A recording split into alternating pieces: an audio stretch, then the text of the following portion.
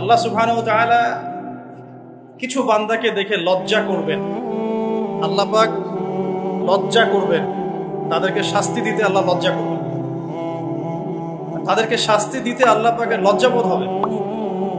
চিন্তা করতে পারেন কারা তারা? বলা হচ্ছে তারা সেই সব মানুষ যারা কালো কালো চুল কালো দাড়ি নিয়ে ইবাদত শুরু করেছে, কালো চুল কালো দাড়ি নিয়ে ইবাদত শুরু করেছে, ইবাদত করতে করতে এটা সাদা হয়ে গেছে। তার মানে শায়েখ মানে কিন্তু বৃদ্ধ। শায়েখের অনেক অর্থ হয়, শায়েখ মানে পণ্ডিত, স্কলার, শায়েখ মানে কিন্তু বৃদ্ধ।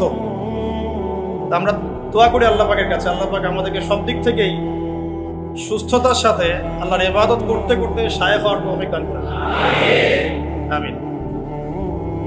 এখন প্রসঙ্গে আসি যে ইসলাহি মাহফিলটা হচ্ছে আপনাদের এখানে বেশ কয়েকদিন থেকে। কয়দিন হলো আজকে? পঞ্চম দিন, মাশাআল্লাহ। তো আমরা রবিউল আউয়াল মাসে আছি, সিরাতের মাহফিল হচ্ছে। এটা আমার জন্য খুবই আনন্দের, কারণ সিরাত কেন্দ্রিক দীর্ঘমেয়াদী কিছু কাজ করার পরিকল্পনা আছে ইনশাআল্লাহ। যতই সিরাত পড়ি ততই মনে হয় যে এই সিরাতের আলোটাই মানুষের মধ্যে বেশি ছড়ানো দরকার। কোরআনের তিলাওয়াত, কোরআনের ভাষা, কোরআনের ব্যাকরণ, কোরআনের তর্জমা, এগুলো যদি ছড়ানো যায় আমাদের এই বাংলার মানুষের মধ্যে, ইনশাআল্লাহ একদিন না একদিন দিন কায়েম হবে। না ছড়ানো পর্যন্ত হবে না, যতই শোডাউন করি না কেন লাভ নাই। হার্ট টু হার্ট কোরআন থাকতে হবে। অ্যাটলিস্ট কোরআন আমরা পড়ে বুঝতে পারি, এই পর্যায়ে যেতে হবে। আমরা মক্তব করছি, মাশাআল্লাহ, অনেকেই মক্তব নিয়ে খেদমত করছেন, কিন্তু ওরা যখন আবার স্কুলে ভর্তি হচ্ছে তারা কোরআন হারিয়ে ফেলছে, আবার কলেজে পড়তে যাচ্ছে সেখানে কোরআন থেকে তারা সরে যাচ্ছে। শুধু মক্তব না, আমাদের দরকার ইসলামিক বিশ্ববিদ্যালয়, আমাদের দরকার শহরে শহরে ইসলামিক বিশ্ববিদ্যালয়। এবং জেনারেল শিক্ষিত মানুষের সংখ্যা বাংলাদেশে প্রায় 70%, আরও বেশি হবে, আমি কম করে বললাম। আমরা 20-30% মানুষ মসজিদ, মাদ্রাসা, তালেবে ইলম, তলাবুল ইলম, আল মুজাহাদা ফি তরিকিল ইলম, এগুলোর সাথে আছে। বাকি 70% একটা হিউজ কমিউনিটি আমরা মসজিদ, মাদ্রাসা, শায়েখ, ওস্তাদ, তলাবুল ইলম এগুলো থেকে দূরে থাকি। এই 70% মানুষকে কিভাবে কোরআন শেখানো যায় এই ফিকিরটা করতে হবে। আল্লাহ পাক তৌফিক দান। এই জন্য দরকার কোরআনিক কিছু কোর্সেস, কোরআনের দার্স, কোরআন শিক্ষার কার্যক্রম চালু করা। একদিন মসজিদে এসেছি, নট নেসেসারি, মানে not enough, necessary of course but not enough, এটা যথেষ্ট না। আমাদেরকে এভাবেই 3 মাস এসে কোরআন শিখতে হবে, আরো 2-1 মাস সময় বাড়িয়ে দিয়ে কোরআনের তর্জমা, অ্যারাবিক গ্রামার কিছু শিখতে হবে। তখন গিয়ে একটা পরিবর্তন দেখা যাবে ইনশাআল্লাহ। আল্লাহ পাক তৌফিক দান করুন। কারণ কিছু সমস্যা আছে আমাদের, সেটা হলো আমাদের শিক্ষা ব্যবস্থায় জেনারেল শিক্ষা এবং ইসলামিক শিক্ষা আলাদা করে দেওয়া হয়েছে। মালয়েশিয়ার মতো কান্ট্রি সব দিক থেকে ডেভেলপ করেছে। তারা শুধু টলেস্ট বিল্ডিংই নির্মাণ করে নাই, তারা শিক্ষা ব্যবস্থায় এমন একটা নীতি চালু করেছে যে একজন কলেজ পড়ুয়া ছাত্র ইমামতি করতে পারে, ছোট থেকেই সে এভাবেই পড়াশোনা করে উঠে আসছে। এটা আমরা করতে পারতাম, এটা আমাদের যারা দায়িত্বশীল আছেন, শিক্ষা বিভাগে যারা আছেন, রাষ্ট্রে যারা আছেন, তারা করতে পারতেন এবং আপনাদের করা উচিতও বটে। কারণ আজকে আমাকে টপিক দেওয়া হয়েছে নবী সাল্লাল্লাহু আলাইহি ওয়াসাল্লামের নেতৃত্বের গুণাবলী। তো এই টপিকটা এতই ক্রিটিক্যাল, ওনারা আমাকে বলেছেন 10টা থেকে 11টা পয়েন্টস আপনি বলেন। তা আমি শুধু গাড়িতে লিখতে লিখতে আসছিলাম, তো দেখলাম যে 18 থেকে 20টা হয়ে গেছে। এটা নিয়ে লিখতে থাকলে 50টার কম হবে না। নেতৃত্বের গুণাবলী, নবী সাল্লাল্লাহু আলাইহি ওয়াসাল্লাম কিভাবে তার নেশনকে লিড দিয়েছেন। তো লিডারশিপের প্রথম তার যে একটা ভিশন ছিল সেটা হলো সবাইকে শিক্ষিত করতে হবে। দেখুন, আপনি একজন সাহাবী খুঁজে পাবেন না যিনি অশিক্ষিত। আমি অশিক্ষিত বোঝাচ্ছি কোন সেন্সে, লিখতে জানে, পড়তে জানে, এটাই শিক্ষার মানদণ্ড নয়। এমন একজন সাহাবী আপনি খুঁজে পাবেন না যিনি কোরআন এবং সুন্নাহর জ্ঞান জানেন না, একজন সাহাবীও নাই। এমনকি আবু সুফিয়ান রাদিয়াল্লাহু আনহু, যিনি একদম শেষে গিয়ে ইসলাম কবুল করেছেন, কখন?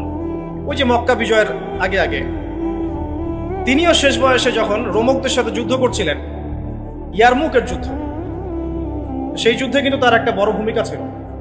তিনি একটা বড় ভূমিকা রেখেছেন ইয়ারমুকের যুদ্ধে। মানে এক পর্যায়ে মুসলিমরা জিতে যাচ্ছিল, কিন্তু রোমকদের পাল্টা আক্রমণে মুসলিমরা ছত্রভঙ্গ হয়ে পড়ে এবং মুসলিমদের রমণীদের যে খেমা আছে, মানে তাবু, এই পর্যন্ত কুফার সৈন্যরা চলে আসছিল। এই সময় আবু সুফিয়ান রাদিয়াল্লাহু আনহু একটা জোরালো ভূমিকা রেখেছে, এবং তার সাথে ছিলেন ইকরিমা বিন আবু জেহেল, আবু জেহেলের ছেলে ইকরিমা রাদিয়াল্লাহু আনহু।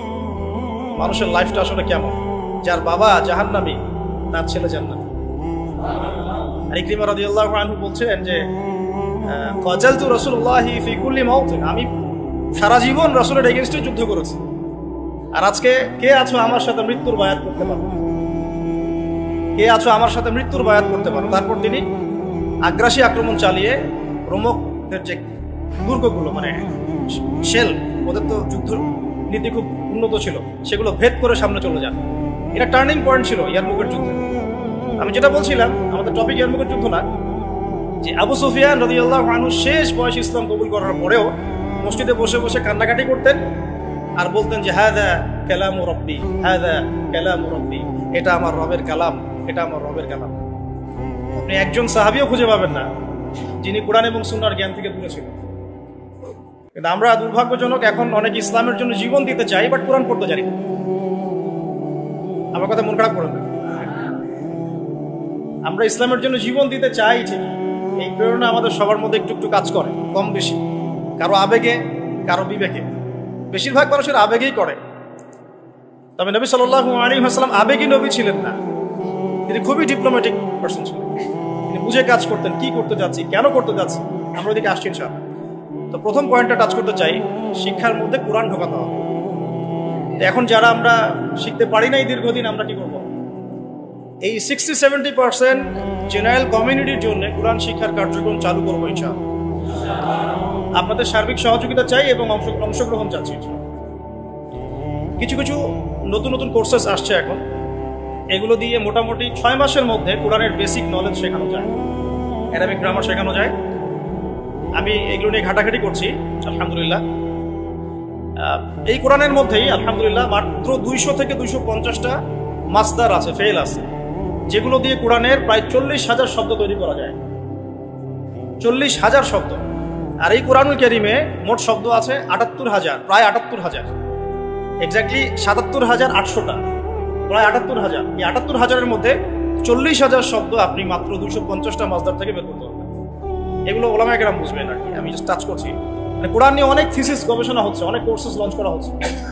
চেষ্টা করবো এগুলোকে বাংলা ভাষা অনুবাদ করে হলো আপনাদের পর্যন্ত পৌঁছানো। আল্লাহ পাক তৌফিক দান করুন। আরেকটা খেদমত দরকার, সিরাতের খেদমত। সিরাত প্রত্যেক যুবকের অন্তরে অন্তরে মুখস্থ থাকা চাই। সিরাতের খেদমত শুনেই আমার ভালো লাগছে, যেখানে সিরাতুন নবী সাল্লাল্লাহু আলাইহি ওয়াসাল্লাম কেন্দ্রিক আমরা আলোচনা করছি। সিরাত এত চমৎকার, এত গভীর, এত মানে ইমোশনাল। সিরাত পড়ে যদি কেউ ওমরাহ করে এবং রাসূল সাল্লাল্লাহু আলাইহি ওয়াসাল্লামের রওজা জিয়ারত করে, সে যে আবেগ অনুভূতি আর ফিলিংসটা পাবে, সিরাত না পড়া মানুষ সেটা পাবে না। সিরাত পড়ে যদি আপনি সিরাতের সাথে সংশ্লিষ্ট স্থানগুলো জিয়ারা করেন, তাহলে যে ফিলিংসটা পাবেন সিরাত না পড়ে পাবেন। আর কোরআন এবং সুন্নাহর, কোরআনের আয়াতগুলো এবং হাদিসগুলো কোনটা কোন প্রেক্ষাপটে কখন কিভাবে নাজিল হয়েছে, এটা বোঝার জন্য সিরাত লাগবে। আদারওয়াইজ আমরা কোরআন সুন্নাহ হাতে নিয়েও বিভ্রান্ত হতে পারি। সিরাত একটা উপন্যাস, একজন মহামানবের উপন্যাস। যে উপন্যাসটা তিনি নিজ হাতে লিখেন নাই, লিখেছেন আল্লাহ রাব্বুল আলামিন।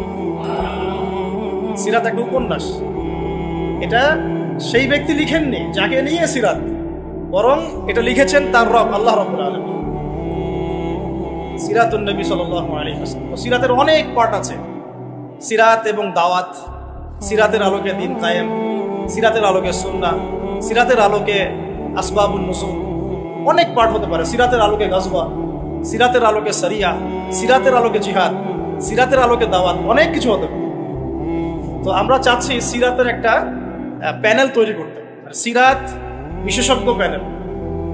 এখান থেকে অনেক ভালো ভালো, অনেক বড় বড় উলামায়ে কেরাম এবং অনেক ভালো ভালো তালেবে ইলম উঠে আসবেন, যাদেরকে নিয়ে একটা প্যানেল করা যায়, করে সিরাতের ছোট থেকে ছোট, বড় থেকে বড় বিষয়গুলোকে নিয়ে আলাদা আলাদা করে আমরা দার্স রেডি করতে পারি।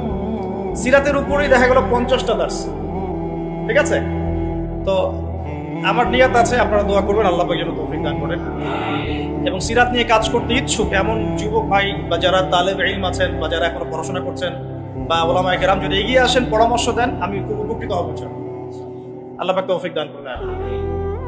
একটা কোরআন, একটা সিরাত। আর একটা দরকার হলো তাজকিয়া। এটা কি? আমি সুন্নাহ না বলে তাজকিয়া শব্দটা বলেছি এই কারণে, অনেকে আমরা সুন্নাহর উপর আমল করি বাট তাজকিয়া নাই। অনেকে সুন্নাহর উপর আমল করি, দাড়ি রেখেছি, টুপি পরছি, পাগড়ি পরছি, আমরা এমন কোনো সুন্নাহ নাই, আমলে বাদ দিচ্ছি এমন কোনো সুন্নাহ নাই। 2 রাকাত তাহিয়াতুল মসজিদ পড়ছি, তাহিয়াতুল ওযু পড়ছি, বাট তাজকিয়া নাই। তাজকিয়া কি? আত্মশুদ্ধি। তাজকিয়া মানে কি? আত্মশুদ্ধি।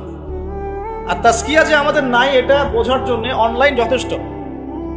অনলাইনে ফেসবুকে ঢুকলেই বোঝা যায় আমাদের তাজকিয়ার কি অবস্থা।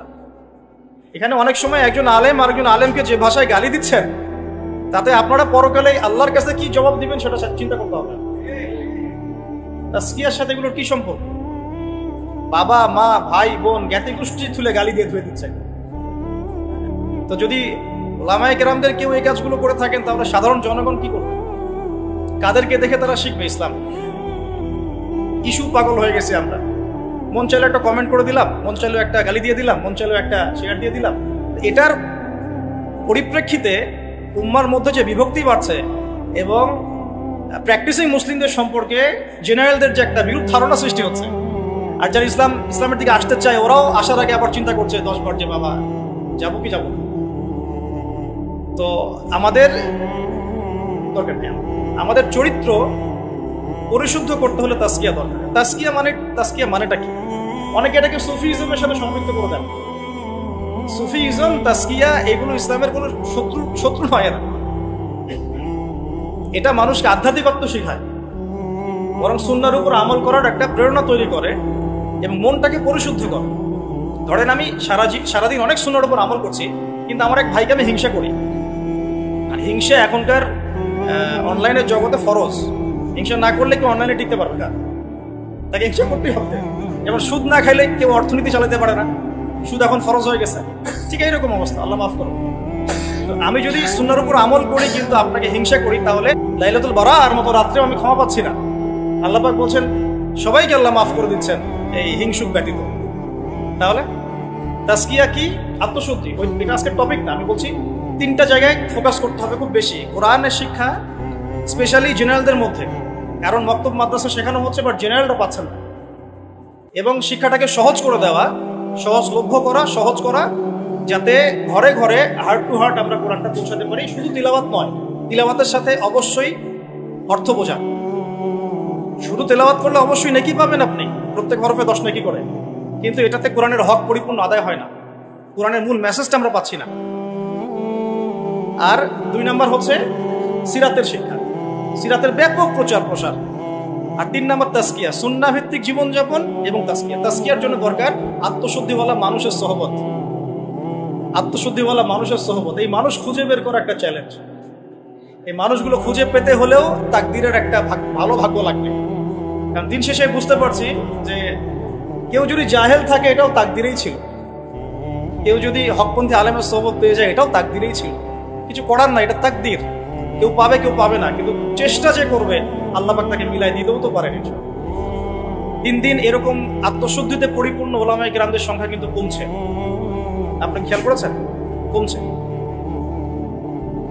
যে ব্যক্তি হক বাতিলকে পার্থক্য করে দেয়, যে ব্যক্তি অন্যের শুভাকাঙ্ক্ষী, যে ব্যক্তি উম্মার ঐক্য চায়, যে ব্যক্তি নিজে যা বলে তার উপর আমল করে, যে ব্যক্তি অন্যকে আল্লাহর দিকে ডাকে, যে ব্যক্তি নিজে হারাম খায় না, যে ব্যক্তি আলেমদের মাঝে বিভেদ সৃষ্টি করে না, যে ব্যক্তি মানুষকে নবী সাল্লাল্লাহু আলাইহি ওয়াসাল্লাম রেখে যাওয়া সুন্নতের দিকে ডাকে, যার অন্তরটা পরিষ্কার, ভিতরে কোনো হিংসা নাই, কোনো অহংকার নাই, কোনো গীবত তহমত কিচ্ছু নাই, এরকম মানুষ, এরকম আলেম খুঁজে পাওয়া কি 4টাখানি কথা?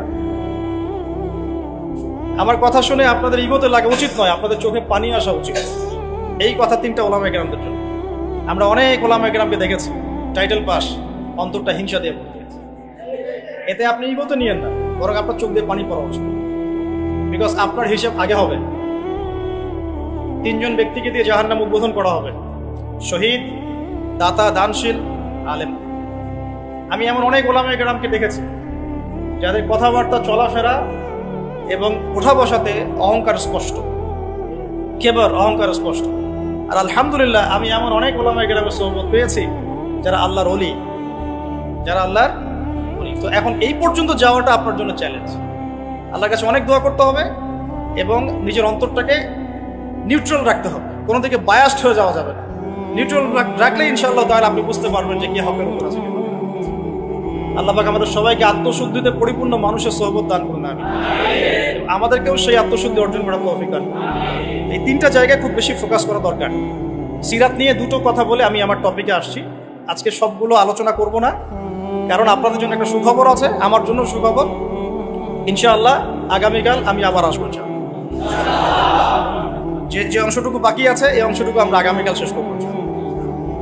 আগামীকাল আমাদের এখানে একজন ওস্তাদ আসবেন, তার আগে বা তারপরে, যদিও কালকে আমার ডেট নাই, আমি চেয়ে নিয়েছি এটা, কারণ আমি সিরাত পড়তে গিয়ে দেখেছি যে এটা এক লেকচারে কোনোদিনও আলোচনা শেষ করা যাবে না। এই সিরাতের উপরে আলোচনা করতে হলে আমার 24টা ক্লাস দরকার। একটু এই জায়গাটা শোনেন, এই পুরো সিরাত, আমার হাতে একটা পাতলা সিরাতের বই আছে, সিরাতে খাতামুল আম্বিয়া, আপনারা অনেকেই জানেন, এই বইটা পড়েছেন, আল্লামা শফি রাহিমাহুল্লাহ রচিত অনবদ্য একটা কিতাব, কলেবর ছোট কিন্তু অনেক গভীর কথা। এরকম সিরাতের অনেক বই আছে। আলহামদুলিল্লাহ আমার বাসাতে মোটামুটি ভাবে 15-20 হাজার টাকার সিরাতের বই আছে, অনেক, এটা কিছুই না 15-20 হাজার টাকার বই। আমাদের ওস্তাদরা কোনো একটা সফরে গেলে একসাথে 2-3 লাখ টাকার বই কিনে। হ্যাঁ, আমাদের ওস্তাদরা এই তো বেশি দূর না, আপনি মার্কাজুদ দাওয়ায় গিয়ে দেখেন, শায়েখরা যখন সফরে যান তখন মনে হয় 2-3 লাখ টাকার বই কিনেন। তাদের কাছে বইয়ের কিন্তু অভাব নাই, একটা লম্বা ঘর ভর্তি পুরো বই আর বই, কিন্তু এতগুলো বই থাকা সত্ত্বেও তারা প্রত্যেক সফরে 1 লাখ, 1.5 লাখ, 2 লাখ টাকার বই কিনেন। এটা এমন কিছু না, আমি জাস্ট একটা এক্সাম্পল দিলাম যে আপনারাও এগুলো সংগ্রহে রাখতে থাকেন, ইনশাআল্লাহ আপনার সিরাতের কলেবর বৃদ্ধি হবে। তো যেখান থেকে শুরু করতে চাচ্ছি সেটা হলো সিরাত কেন্দ্রিক আমাদের একটা কোর্স কিন্তু চালু করা হয়েছে, এবং সেটা ক্লাস শুরু হবে ইনশাআল্লাহ আগামী 14 কি 16 তারিখ থেকে, সম্ভবত 16 তারিখ থেকে, মানে পুরো রবিউল আউয়াল মাস রেজিস্ট্রেশন হচ্ছে এবং রবিউল সানি থেকে আমরা ক্লাস শুরু করব। 2 মাসের কোর্স, 2 মাসের ক্লাস পাবেন মোট 24টা। এই 24টা ক্লাসে আপনি পুরো এই সিরাতের বইটা শিখবেন ইনশাআল্লাহ। 24টা ক্লাস, প্রত্যেকটা ক্লাসে 1 ঘন্টা করে। আর টপ 10 যারা হবেন পরীক্ষা দিয়ে তাদের জন্য অবশ্যই পুরস্কার থাকবে। প্রথম 3 জনের জন্য বাইতুল্লাহ জিয়ারতের তৌফিক ইনশাআল্লাহ। আর এগুলো আমি আমার টাকা থেকে দিব না, আপনারা ডোনেশন পাঠাবেন, অনুদান পাঠাবেন, এই যে ভাইরা আছেন আপনারা হাজিদের দায়িত্ব নেবেন। আলহামদুলিল্লাহ রেজিস্ট্রেশন যে পরিমাণ হয়েছে তাতে চিন্তা করছি এতগুলো স্টুডেন্টকে আমরা কোথায় এক জায়গায় ক্লাসে বসাবো। আলহামদুলিল্লাহ সিরাতের এই বিপ্লবটা খুব দরকার, আল্লাহ পাক তৌফিক দান করুন। আর আমভাবে আপনাদের সবার জন্য একটা কুইজ কন্টেস্ট আসছে সামনে, অনলাইনে হয়তো দেখেছেন কিনা জানি না। সিরাতের উপরেই, এই বইটার উপরে প্রশ্ন হবে 100টা প্রশ্ন এমসিকিউ স্টাইলে, নেগেটিভ মার্কিং থাকবে, ভুল করলে 0.5 মার্কস কাটা যাবে। এটাতে যদি টপ করতে পারেন 50,000 টাকার পুরস্কার। এভাবে 40, 30, 20 করতে করতে টপ 10। আর যারা এইটাতে অংশ নেবেন সবাইকে আমরা সিরাতের একটা করে বই ফ্রি দিব ইনশাআল্লাহ। এটাতে রেজিস্ট্রেশন মাশাআল্লাহ অনেক হয়েছে, আমরা দোয়া করি আল্লাহ পাক সবার মধ্যে সিরাতের প্রতি মহব্বত সৃষ্টি করুন, আমিন। এখন আসেন টপিকে আসেন, কঠিন টপিক, নবী সাল্লাল্লাহু আলাইহি ওয়াসাল্লামের নেতৃত্বের গুণাবলী। তো আমাদের এখানে নিশ্চয়ই নেতারাও আছেন। নেতা বলতে শুধু রাজনৈতিক নেতা বোঝাচ্ছি না, পরিবারের নেতা, মসজিদের নেতা, এই মার্কেটের নেতা, অর্থনীতির নেতা, এবং অবশ্যই আমাদের সম্মানিত পলিটিক্যাল নেতৃবৃন্দ তো আছেন। তো লেকচারটা সবার জন্যই, আল্লাহ পাক আমাদের সবাইকে মনের কান দিয়ে শোনার তৌফিক দান করুন। সোজা কথায় আসি, নবী করিম সাল্লাল্লাহু আলাইহি ওয়াসাল্লাম নবী হওয়ার আগে তিনি যে গুণাবলীগুলো অর্জন করেছিলেন, এই গুণাবলীগুলো আমরা অনেক সময় পাশ কাটিয়ে চলে যাই। আমরা আলোচনা শুরু করি নবী সাল্লাল্লাহু আলাইহি ওয়াসাল্লাম নবী হওয়ার পর থেকে। আদতে নেতৃত্বের গুণাবলীর পয়েন্টটা যদি নিয়ে আসতে হয় আমাদেরকে এখান থেকে আলোচনা শুরু করতে হবে। নবী সাল্লাল্লাহু আলাইহি ওয়াসাল্লাম নবুয়ত পাওয়ার আগে কেমন মানুষ ছিলেন। একটা হাদিস থেকে আমরা এটা বুঝতে পারি, সহিহ বুখারীর প্রথম খণ্ডের ওহী অধ্যায়ের মধ্যে আছে, এবং খাদিজা রাদিয়াল্লাহু আনহা এখানে অনেকগুলো কথা বলেছেন। হাদিসটা অনেক লম্বা, আপনারা বাসায় গিয়ে একটু দেখে নিয়েন, আমি খুব শর্ট করে মূল জায়গাটা বলছি। আল্লাহ নবী সাল্লাল্লাহু আলাইহি ওয়াসাল্লাম যখন ওহী প্রাপ্ত হলেন, আপনারা জানেন উনি ভয় পেয়েছিলেন। জিবরাইল আলাইহিস সালাম এসে তাকে বলেছিলেন ইকরা, আপনি পড়ুন। তিনি বলেছেন মা আনা বিকারি, আমি তো পড়তে জানি না। তখন বলা হচ্ছে পড়ুন, আবার বলছেন আমি তো পড়তে জানি না। চেপে ধরা হচ্ছে, ছেড়ে দেওয়া হচ্ছে, চেপে ধরা হচ্ছে, ছেড়ে দেওয়া হচ্ছে, 3 বার চেপে ধরা হয়েছে। একটু চিন্তা করতে পারি কিনা আমরা, যদি কোনো জিনও এসে আমাকে চেপে ধরে তাহলে কি অবস্থা হবে? জিন তো খুব বেশি শক্তিশালী না, আউযু বিল্লাহি মিনাশ শাইতানির রাজিম পড়লেই চলে যাবে, অথবা আউযু বিকালিমাতিল্লাহি তাম্মাতি মিন শাররি মা খালাক পড়লে চলে যাবে, অথবা বিসমিল্লাহিল্লাযী লা ইয়াদুররু মা ইসমিহি শাইউন ফিল আরদ ওয়ালা ফিস সামা ওয়া হুয়াস সামিউল আলিম পড়লে ইনশাআল্লাহ চলে যাবে। আরো অনেক দোয়া আছে, জানতে হলে স্পেশাল সাক্ষাৎ দরকার, ভিজিটেশন। ঠিক আছে, এখন ফেরেশতা চেপে ধরলেন, তাহলে তো ব্যাপারটা অনেক কঠিন, অনেক বার্ডেন তার মাথায় তখন ছিল, বুকের মধ্যে ভার। এই অবস্থায় তিনি যখন বাসায় এসেছেন, খাদিজা রাদিয়াল্লাহু আনহাকে তিনি একটা কথা বলেছেন, খাশিত ওয়াকাদ খাশিতু আলা নাফসি, আমি আমার নিজের নফসের উপরে ভয় পাচ্ছি। আপনারা পুরো দেখেন, সহিহ বুখারীতে আছে প্রথম খণ্ডে, ওহী অধ্যায়। এই জায়গায় খাদিজা রাদিয়াল্লাহু আনহা 4টা থেকে 5টা বাক্য বলেছেন তার সম্পর্কে। এক, আপনি এতিমের দেখাশোনা করেন। এক, আপনি বিধবাদের খোঁজ খবর নেন, আপনি মুসাফিরদের খাবার দেন, হ্যাঁ, আপনি অসহায়ের পাশে দাঁড়ান, আল্লাহ রাব্বুল আলামিন আপনাকে ধ্বংস করবেন না ইনশাআল্লাহ। তিনি কিন্তু নবী এই মাত্র হলেন, আর এই কথাগুলো নবুয়তের আগের চারিত্রিক বৈশিষ্ট্য ব্যাখ্যা করছেন, তাই তো? নবী সাল্লাল্লাহু আলাইহি ওয়াসাল্লাম বিয়ে করেছেন কত বছরে? 25, আর খাদিজা রাদিয়াল্লাহু আনহার বয়স তখন 40। নবী সাল্লাল্লাহু আলাইহি ওয়াসাল্লামের বয়স তখন 40, বিয়ে হয়েছে 25-এ। 25 থেকে 40 কত হলো? 15 বছর। এই 15 বছরে খাদিজা রাদিয়াল্লাহু আনহা দেখেছেন নবী সাল্লাল্লাহু আলাইহি ওয়াসাল্লাম মিসকিনদের পাশে থাকেন, তিনি এতিমের দেখাশোনা করেন, মুসাফিরদের অন্নদান করেন, মিসকিনদের পাশে থাকেন। মানে তিনি কারোর প্রতি জুলুম করেন না, তিনি খুবই মানবিক একজন মানুষ, এবং তার চারিত্রিক বৈশিষ্ট্য অনন্য সুন্দর। ইনশাআল্লাহ আল্লাহ আপনার কোনো ক্ষতি করবেন না, এটা তার স্ত্রী তাকে বুস্ট আপ করলেন পিছন থেকে। এখন নবুয়তের আগের এই গুণাবলীগুলো কি আমরা অর্জন করতে পেরেছি? নবুয়তের আগের এই চারিত্রিক গুণাবলীগুলোই কি আমাদের নেতৃবৃন্দের মধ্যে আছে কিনা? নেতৃবৃন্দ বলতে আমরা সবাই বোঝাচ্ছি মনে করেন, আমাদের মধ্যে আছে কিনা? আমরা সবাই কোনো না কোনো জায়গায় দায়িত্বশীল, বাড়ির বা মসজিদের বা ব্যাংকের বা অর্থনীতির বা রাজনীতির। এখন এই যে এতিমের দেখাশোনা করা, বিধবাদের পাশে থাকা, মিসকিনদের খোঁজখবর নেওয়া, মুসাফিরদের অন্ন দেওয়া এবং দুর্বলদের সাহায্য করা, এটা আমাদের মধ্যে আছে কিনা? নবী তিনি এখনো হন নাই, কেবল হলেন। নবুয়তের আগের গুণাবলী নবীজি বলছেন, ইন্নামা বুইসতু লিউতাম্মিমা মাকারিমাল আখলাক, আমি উত্তম চরিত্রকে পূর্ণতা দেওয়ার জন্যই প্রেরিত হয়েছি। বাস্তবতা দেখেন, নবী হওয়ার আগে আমাদের নবী সাল্লাল্লাহু আলাইহি ওয়াসাল্লামের যে চারিত্রিক বৈশিষ্ট্যগুলো ছিল, আমরা হতভাগা উম্মাহ, আমরা এখনো মুসলমান হয়েও, মুসলমান ঘরে জন্ম নিয়েও, কোরআন হাতে পেয়েও, হাদিস হাতে পেয়েও সেই গুণাগুলো অর্জন। অগণিত মুসলমান জিনা করে, অগণিত মুসলমান সুদ খায়, অগণিত মুসলমান ঘুষ খায়, অগণিত নেতৃবৃন্দ দুর্নীতি করেন। সবার কথাই বলছি, আমরাও দুর্নীতি করি। যেমন আমরা যে লেকচার দিতে বসেছি, আমি যদি আমার হক আদায় না করি, এটাও আমার ইলমের উপর দুর্নীতি হবে কি না? আর আমাকে যদি কোনো প্রশ্ন করেন যে প্যালেস্টাইন এখন যে ইস্যু চলছে, এটার কি জবাব হবে, আর আমি যদি আমার স্বার্থ চিন্তা করে পাশ কাটিয়ে ডানে বামে অ্যান্সার দিই, দুর্নীতি করলাম, ইলমের সাথে করলাম কি না? এই জন্য জিজ্ঞাসা করেন না। ঠিক আছে, আচ্ছা। তো দেখুন নবী সাল্লাল্লাহু আলাইহি ওয়াসাল্লাম এই গুণাবলীগুলো আছে কিনা? আমরা সুদ খাচ্ছি, আমরা জিনা করছি। আপনি 5% মানুষ খুঁজে পাবেন না এখন যারা সুদ খায় না, কোনো না কোনোভাবে আমরা রিবার সাথে জড়িত। আর যারা ইকোনমিক্স নিয়ে পড়াশোনা করেন, ওই আলেমদেরকে জিজ্ঞাসা করবেন, যারা ইকোনমিক্স নিয়ে পড়াশোনা করেছেন এমন আলেমকে জিজ্ঞাসা করবেন পেপার মানি, ইলেকট্রনিক মানির মধ্যে রিবা আছে কি নাই। যাদের মধ্যে এই জ্ঞান নেই ওদেরকে জিজ্ঞাসা করে লাভ নাই, তারা বলবে খারেজি। কি বলবে? তারা বলবে খারেজি হয়ে গেছে।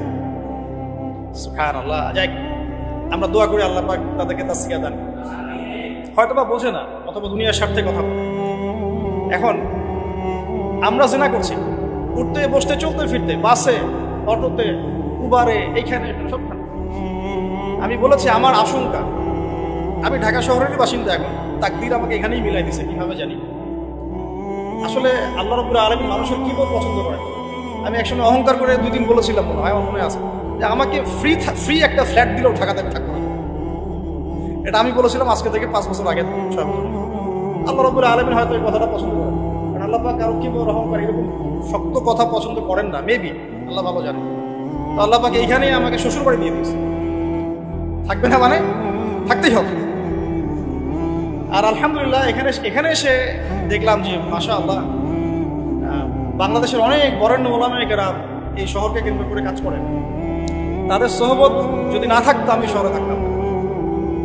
তাদের সোহবত যদি না থাকতো এই শহরে হয়তো থাকতাম। তবে তারা এই শহরের যান্ত্রিক জীবন থেকে দূরে থাকেন, কারণ যান্ত্রিক জীবনে আপনি আল্লাহর নূর মারেফত বুঝতে পারবেন না।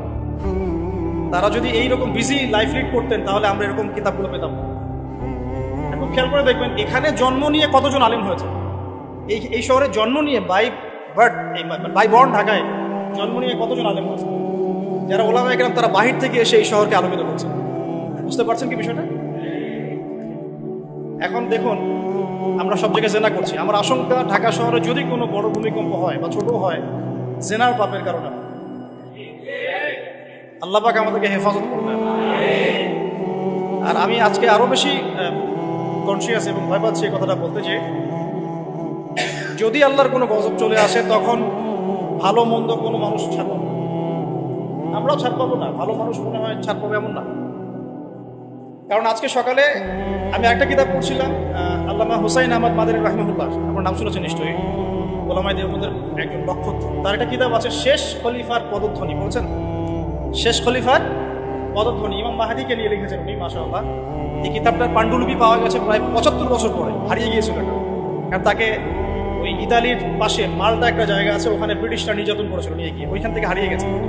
যাই হোক, ওইখানে তিনি একটা হাদিস এনেছেন যে যখন ইমাম মাহাদির হাতে বায়াত নেওয়া হবে, জায়গাটা হচ্ছে হাজারে আসওয়াদ, দেখেছেন হাজারে আসওয়াদ, কাবাগড়ের এই কর্নার হাজারে আসওয়াদ, রুকনে ইয়ামানি না, কিন্তু অনেকে রুকনে ইয়ামানিকে হাজারে আসওয়াদ মনে করে। হাজারে আসওয়াদ এবং এই যেখানে আছে মাকাম ইব্রাহিম, এর মাঝখানে বায়াত নেওয়া হবে। আর বায়াত নেবেন কতজন জানেন? 313 জন। 313 জন। বদরি সাহাবী 313, তালুতের বাহিনী 313, এখানেও 313। বায়াত যখন নেওয়া হবে শাম থেকে, তখন একটা দল আসবে তাদের বিরুদ্ধে যুদ্ধ করতে। নবী সাল্লাল্লাহু আলাইহি ওয়াসাল্লাম বলেছেন শামের ওই বাহিনীকে মক্কা মদিনার মাঝখানে বাইদা নামে একটা জায়গা আছে, এখানে ধসিয়ে দেওয়া। আয়েশা রাদিয়াল্লাহু আনহা বলছেন তখন তো অনেক সাধারণ মানুষও থাকবে, নবীজি বলেন সবাইকে ধসিয়ে দেওয়া। এখান থেকে একটা দলিল আনা হয়েছে, ওখানে আল্লাহর গজব চলে আসলে ভালো মন্দ সবার উপরেই আসবে। এরপর কিয়ামতের দিন নিয়ত অনুযায়ী মানুষকে উঠানো। আল্লাহ পাক আমাদেরকে আল্লাহ পাকের গজব থেকে হেফাজত করুন, আমাদেরকে ইসলাহ এবং সংশোধন দান করুন, আমাদের নেখায়াতে আল্লাহ বরকত দান করুন। আল্লাহ পাকের গজব আসে এমন কাজে লিপ্ত হওয়া থেকে আল্লাহ পাক হেফাজত করুন। নবুয়তের আগের ক্যারেক্টার আমরা অর্জন করতে পারিনি, এই পয়েন্টটা ছিলাম। জেনা প্রচুর হচ্ছে, স্পেশালি ইয়াং জেনারেশনে। আল্লাহ পাক আমাদেরকে জেনা থেকে বাঁচিয়ে রাখুন। আর মেয়েদের কথা তো বলার অপেক্ষা নাই, কি অবস্থা, কি অবস্থা আমাদের শহরের মেয়েদের, কি অবস্থা আমাদের মা বোন স্ত্রীদের, কি অবস্থা। আমরা আল্লাহর কাছে কি জবাব দিব? আমরা কেউই চোখের পথ থেকে মুক্ত নই। যারা অনলাইনে বিচরণ করি তারা তো মোটেই না। আমরা আল্লাহর কাছে আসলে কি জবাব দিব? ও মার্কেটেই আছি তো বসে, আমরা তো মার্কেটেই বসে আছি। সুবহানাল্লাহ, মার্কেট মানে এখন মহিলা, মার্কেট এখন ছেলের চেয়ে মহিলা বেশি। মানে আমরা কামাই রোজগার করে বাসায় গিয়ে টাকা ভরিয়ে দিয়ে যাবো। আল্লাহ পাক আমাকে ইসলাহ দান করুন, আপনাদের সবাইকে ইসলাহ দান করুন। প্রথম কথা, নবী সাল্লাল্লাহু আলাইহি ওয়াসাল্লামের নবুয়তের পূর্বের জীবনের যে আখলাক, সে আখলাকটা অর্জন করতে হবে। এটা হচ্ছে নববী নেতৃত্বের প্রথম শর্ত। পারা যাবে ইনশাআল্লাহ?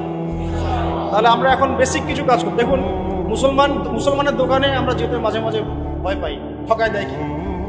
একজন হিন্দু ভাইয়ের দোকানে গিয়ে আপনি দুধ কিনতে কমফোর্ট ফিল করেন, ও দুধে পানি মেশায় না। হ্যাঁ, অনেক সময় এমন হয়, সব সময় না হলে অনেক সময় এমন হয়। তাহলে আমরা যদি আমাদের আখলাক ঠিক না করতে পারি, তাহলে এই বড় বড় কথাগুলো আসলে কোনো কাজে দিবে না। আল্লাহ পাক আমাদের সবাইকে ভেতর থেকে সৎ হওয়ার তৌফিক দান করুন। এতিমের দেখাশোনা করা যাবে ইনশাআল্লাহ। বিধবাদের দেখাশোনা, অনেকে ফ্যান্টাসিতে ভোগেন 4টা বিয়ে করবেন, তো একজন বিধবাকে বিয়ে করে দেখান, তাই না? আমাদের তো মাশাআল্লাহ অনেক ফ্যান্টাসি অনেকের মধ্যে, 4টা করবো 4টা বিয়ে।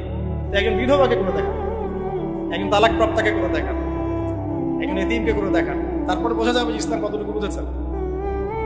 আচ্ছা, মিসকিনদের পাশে থাকা, অসহায়ের পাশে থাকা, মাজলুমের পাশে থাকা, মুসাফিরদের ক্ষেত্রে, এই কাজগুলো আমরা করতে পারবো ইনশাআল্লাহ। আল্লাহ পাক এরকম সোশ্যাল ওয়ার্কগুলো করার তৌফিক আমাদের সবাইকে দান করুন। 1 2 নাম্বার দেখুন, নবী সাল্লাল্লাহু আলাইহি ওয়াসাল্লাম নবী হয়েছেন, এবার তিনি উম্মাহকে নেতৃত্ব দিবেন। কারণ আল্লাহ পাক তাকে একটা ভিশন দিয়েছেন, ভিশনটা আগে ফিক্স করতে হবে। ভিশন মানে কি? লক্ষ্যটা কি?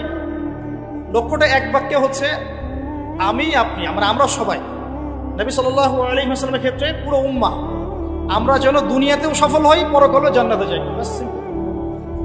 এর চেয়ে বড় কোনো ভিশন আছে? আমাদের ভিশন দুইটা, এক কোরআন সুন্নাহ রাসূলের সিরাত তাজকিয়া এগুলোকে নিয়ে যেন আমরা দুনিয়াতে সফল হই, পরকালে জান্নাতে যাই, ব্যাস এতটুকুই। আর দুনিয়াতে সাফল্য মানদণ্ড, মানে সাফল্য ব্যর্থতার মানদণ্ডটাই পরকালের জান্নাতে যাওয়া না যাওয়ার মানদণ্ড নয়।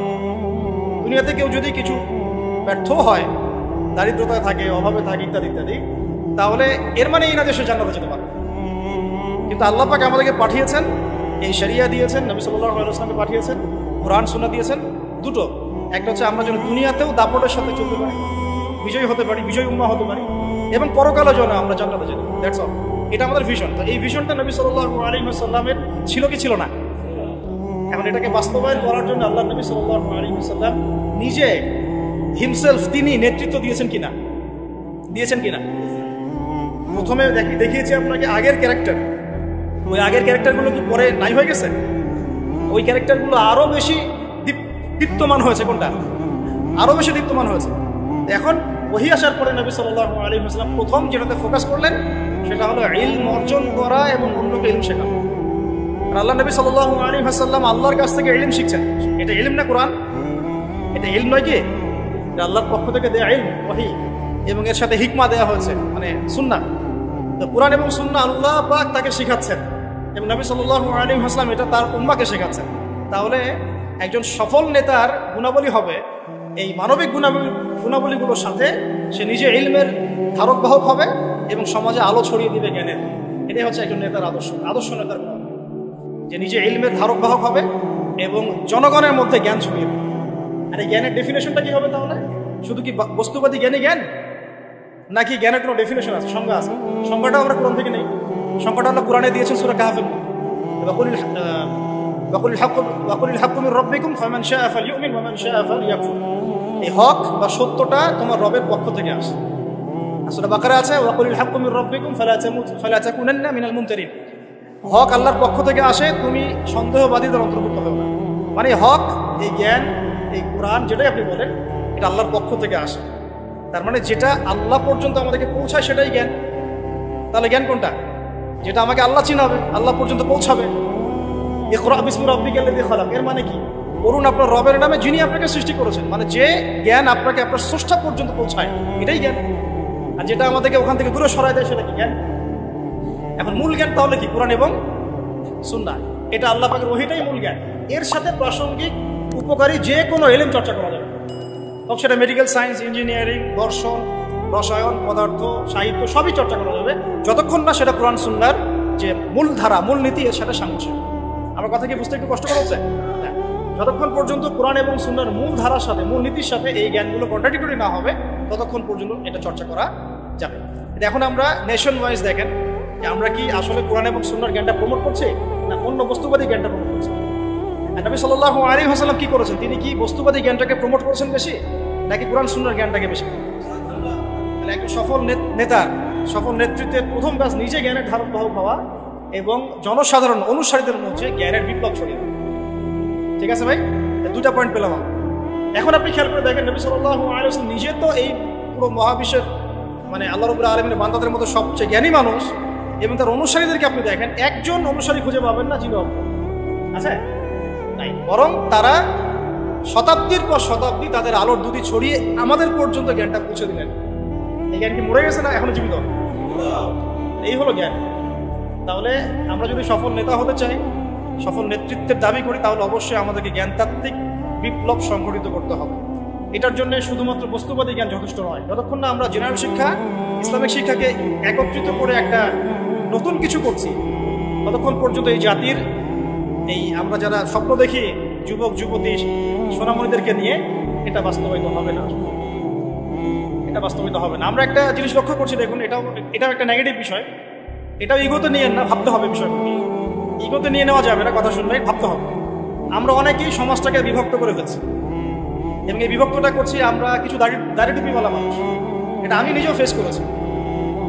একটু মসজিদে আছি আমরা, আদব রক্ষা করি, কিছু দাড়ি টুপিওয়ালা মানুষ। আমরা সমাজটাকে এভাবে বিভক্ত করেছি, তোমরা জেনারেল, আমরা আলেম। তোমরা general, you have come from general background, আর আমরা এসেছি ফ্রম মাদ্রাসা ব্যাকগ্রাউন্ড। এভাবে অনেক সময় আমরা সমাজটাকে বিভক্ত করে ফেলছি। এটাতে কি হচ্ছে, জেনারেল আর এটা কন্ট্রাডিক্টরি সৃষ্টি হচ্ছে, কনফ্লিক্ট তৈরি হচ্ছে। এভাবে ডিল করা, ট্রিট করাটা মনে হয় ঠিক হচ্ছে না। বরং আমাদের উচিত যারা জেনারেল লাইনে পড়াশোনা করেছে দীর্ঘদিন, তাদেরকে একটু বুকিয়ে টেনে নেওয়া। আদারওয়াইজ আপনি তাদেরকে দিন ওইভাবে শেখাতে পারবেন না। আর এটা তো অহংকার হয়ে যাবে তখন, যে আমি মাদ্রাসা ব্যাকগ্রাউন্ড থেকে আসছি, তুমি জেনারেল ব্যাকগ্রাউন্ড থেকে আসছো, তুমি কি জানো? তুমি তো জানো না সামি আল্লাহু এর পরে পেশ দিতে হয়, মানে আমরা এটাও জানি না ওটা পেশ দিতে হয়।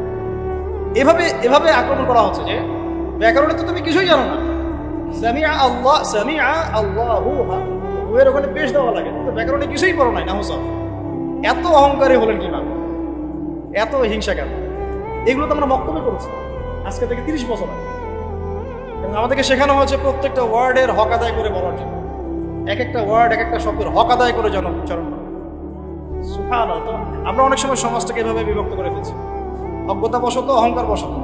এতে করে হচ্ছে কি, অনেক সময় ইসলাম এবং জেনারেল ব্যাকগ্রাউন্ডের মানুষেরা তারা একে অপরের সাথে কন্ট্রাডিক্টরি, কনফ্লিক্ট হয়ে যাচ্ছে। তো আমাদের উচিত, আমার মনে হয় এটা নিয়ে ভাববেন আপনারা, আমাদের উচিত সবাইকে আগে কাছে টেনে নেওয়ার মানসিকতা তৈরি করা। এমন অনেক অনেক স্কলার আছেন যারা আগে ইঞ্জিনিয়ার হয়েছেন, পরে পীর হয়েছেন, আগে ডক্টর ছিলেন, পরে উম্মার রাহাবার হয়েছেন, আগে একটা প্রফেশনাল ছিলেন, পরে মাশাআল্লাহ উম্মার দায়ী হয়েছেন। এমন অনেক মানুষ আপনি পাবেন, এমন অনেক খেদমত তাদের আছে যেটাকে এভাবে হেলায় ফেলে দেওয়া যাবে না। উম্মার জন্য অনেক বড় বড় খেদমত এমন কিছু মানুষও করেছেন যারা মাদ্রাসায় পড়েননি কখনো। আমি কারো খেদমত ছোট করছি না, আমরা কিছু মানুষের সমাজে কিছু মানুষ এই ভাইবটা ছড়ানোর চেষ্টা করছে। আপনারা এই ভাইবের মধ্যে পা দিবেন, ওলামায়ে কেরামদেরকে তাদের জায়গায় শ্রদ্ধার পাত্র হিসেবে রাখবেন, নিজেরা তাদের সহবতে গিয়ে দিন শিখবেন এবং একটা হৃদ্যতাপূর্ণ সম্পর্ক রাখার চেষ্টা করবেন, যাতে একে অপরের সাথে কোনো রকম কনফ্লিক্টে না যায়। আল্লাহ পাক আমাদেরকে বোঝার তৌফিক দান করুন, আমিন। মানবিক গুণাবলীর সাথে দুই বলেছে ইলম ধারণ করা এবং মানুষকে শেখান। আল্লাহ পাক আমাদের সবাইকে ইলম শেখার তৌফিক দান করুন। লাস্ট টাইম প্রশ্ন করি, ইলম মানে কোন ইলম ভাই? শুধু কি বস্তুবাদী জ্ঞান, বা শুধু কি কোরআন সুন্নাহ? কোরআন এবং সুন্নাহ অবশ্যই মৌলিক শেকড়, এর পাশাপাশি আপনি উপকারী জ্ঞানও শিখতে পারবেন। এই জ্ঞানের প্রচার প্রসার যখন ব্যাপক হবে, নেতা কেন পুরো জাতিটাই দেখবেন মাশাআল্লাহ বিশ্বের বুকে মাথা তুলে দাঁড়াবে। আল্লাহ পাক আমাদের সবাইকে জ্ঞান অর্জন করার তৌফিক দান করুন। 3 নম্বরে আসি। আজকে তো সব বলতে পারবো না বলেছি, ইনশাআল্লাহ আগামীকালের জন্য কিছু রেখে দিচ্ছি। আজকে আমি চেষ্টা করছি 10টা টাচ করা, ঠিক আছে ইনশাআল্লাহ, শর্ট করে। 3 নম্বরটা বলি, দেখুন। 3 নম্বর হচ্ছে নবী সাল্লাল্লাহু আলাইহি ওয়াসাল্লাম নিজে ইলম আল্লাহর কাছে পেয়েছেন, সাহাবীদেরকে শিখিয়েছেন। সবচেয়ে বেশি কঠোর আমল তিনি নিজে করেছেন। 3 নম্বরটা হচ্ছে একজন নেতার অন্যতম গুণাবলী থাকতে হবে সিরাতের আলোকে, নেতৃত্বের গুণাবলীর অংশে তাকে নিজেকে আগে আমল করে দেখাতে হবে। শুধু বড় বড় কথা বলা, লেকচার দিয়ে ক্ষান্ত হলে চলবে না, মানুষকে শেখালেই চলবে না, নিজেকে আগে আমল করে দেখাতে হবে। আমি কয়েকটা এক্সাম্পল দিচ্ছি। দেখুন, হুনাইনের যুদ্ধ চলছে, মনোযোগ দেন। হুনাইনের যুদ্ধ চলছে, নবী সাল্লাল্লাহু আলাইহি ওয়াসাল্লামের আশপাশের সাহাবীরা ছত্রভঙ্গ হয়ে গেছে। এই হুনাইনের যুদ্ধ হচ্ছে মক্কা বিজয়ের পরে, কিন্তু মক্কা বিজয়ের আগে নয়। তো সাহাবীরা ছত্রভঙ্গ হয়ে গেছেন, নবী সাল্লাল্লাহু আলাইহি ওয়াসাল্লাম নিজে সামনে এগিয়ে গিয়ে তরোয়াল খুলে উঁচু করে বলছিলেন যে আনা মুহাম্মদ আনা রাসূলুল্লাহ লাস্তু কাযিবান, আমি মুহাম্মদ, আমি আল্লাহর রাসূল সাল্লাল্লাহু আলাইহি ওয়াসাল্লাম, লাস্তু কাযিবান, আমি মিথ্যাবাদী নই। তিনি যুদ্ধের ডাক দিয়ে পিছনে পড়ে থাকেন, তিনি নিজে সামনে গিয়ে তরোয়াল উঁচু করে সাহাবীদেরকে ইন্সপায়ার করছেন যে আমি আল্লাহর রাসূল, আমি মুহাম্মদ, আমি মিথ্যাবাদী নই, হালুম্মা ইলাইয়া, আমার দিকে তোমরা আসো, ছুটে আসো। তখন সাহাবীরা ছুটে আসে। লিডিং ফ্রম দ্য ফ্রন্ট, যেটা বলি আমরা, সামনে থেকে নেতৃত্ব দেওয়া। এই শব্দটা শুনেছেন ক্রিকেট খেলার মধ্যে, তাই না? সামনে থেকে নেতৃত্ব দেয়া। নবী সাল্লাল্লাহু আলাইহি ওয়াসাল্লামের চারপাশে সাহাবীরা খন্দকের যুদ্ধের সময় পখিরা খুঁজছে। খন্দকের যুদ্ধের সময় খাল খোঁড়া হয়েছিল, মনে আছে আপনাদের? যাতে ওরা আমাদের কাছে আসতে না পারে, খাল খুঁড়ে দেওয়া হয়েছে। এই খাল খুঁড়তে আমাদের নবীজি নিজে বলেন নাই যে খাল খোঁড়ো তুমি, আবু বকর তুমি খোলো, ওমর তুমি খোঁড়ো, আলী তুমি খোঁড়ো, এটা নয়। তিনি নিজে নিজের লুঙ্গি বেঁধে নিয়ে এখানে খাল খুঁড়েছেন, নিজের পেটে খাবার নাই, পাথরও বেঁধেছেন। প্রচন্ড শীতের মধ্যে তিনি সেখানে উপস্থিত থেকে কাজ নিয়েছেন। বুঝাতে যাচ্ছি, নবী সাল্লাল্লাহু আলাইহি ওয়াসাল্লাম শুধুমাত্র কথা বলেই ক্ষান্ত হতেন না, নিজে করে দেখান। যে কোরআনের দাওয়াত তিনি মানুষকে দিচ্ছেন সেই কোরআন সারা রাত তিলাওয়াত করছেন। যে নামাজের দাওয়াত তিনি মানুষকে দিচ্ছেন সেই নামাজ পড়তে পড়তে তার পা ফুলে যাচ্ছে।